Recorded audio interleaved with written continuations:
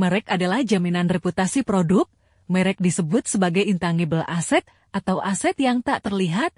Produk adalah sesuatu buatan pabrik, sedangkan merek adalah sesuatu yang dibeli konsumen sebagai aset yang tak terlihat. Perlindungan terhadap hak atas merek wajib didaftarkan kepada negara.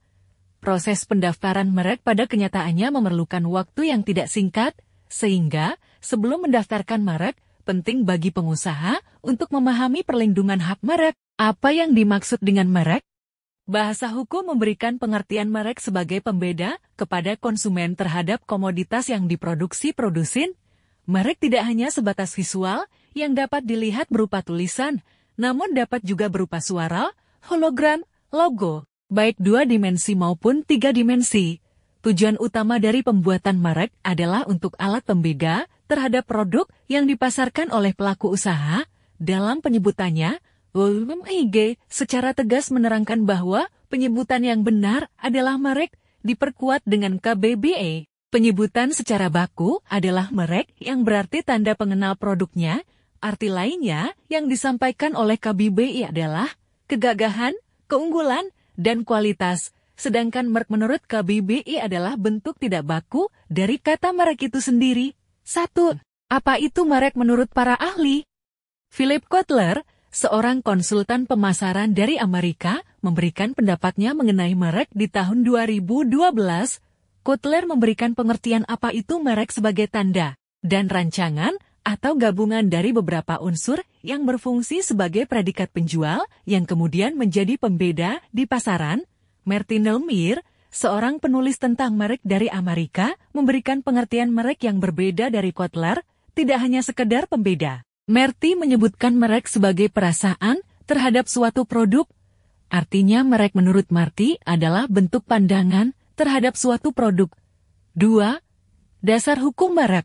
Perlindungan terhadap hak merek diatur dalam Undang-Undang Nomor 20 Tahun 2016 tentang merek dan indikasi geografis. UMIG merupakan produk bentukan kesepakatan anggota-anggota WTO dari persetujuan TRIPS. Oleh karena itu, pengaturan mengenai kekayaan intelektual di Indonesia sama dengan peraturan negara-negara anggota WTO lainnya.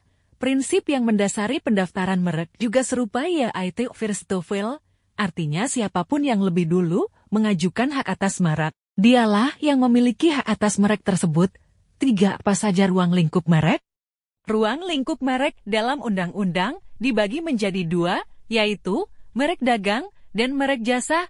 Berdasarkan kategori tersebut, maka undang-undang hanya memberikan jenis merek secara sempit. Merek dagang dan merek jasa dibagi menjadi kelas-kelas merek dari kelas 1 sampai dengan kelas 45.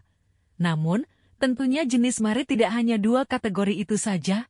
Untuk lebih mengenali jenis-jenis merek, lihat pada poin pembahasan berikutnya. 4. Jenis merek. Secara istilah, UMIG menjelaskan mengenai jenis merek secara umum dapat dikategorikan menjadi 3 kelompok besar, yaitu merek produk, merek jasa, dan merek gabungan kolektif. Ketiga kelompok ini terbagi lagi menjadi 45 kelas dan di dalamnya terdapat beberapa subkelas. Kelas 1 sampai kelas 34 untuk merek dagang, kelas 35 sampai kelas 45 untuk merek jasa. Gunakan fitur cari kelas merek dari Mabiso untuk memudahkanmu mencari kelas merek yang lebih akurat. Syarat-syarat nama merek yang baik, yaitu 1. Tidak berkaitan dengan produk, 2. Memiliki daya pembeda, 3. Menggunakan kata yang unik, 4. Tidak memiliki kemiripan dengan merek terdaftar sebelumnya. Patendo adalah konsultan terdaftar yang berpengalaman lebih dari 7 tahun, dipercaya banyak pengusaha Indonesia dan luar negeri dalam melindungi mereknya dan melayani pendaftaran merek dagang dan jasa. Silakan kunjungi patendo.com.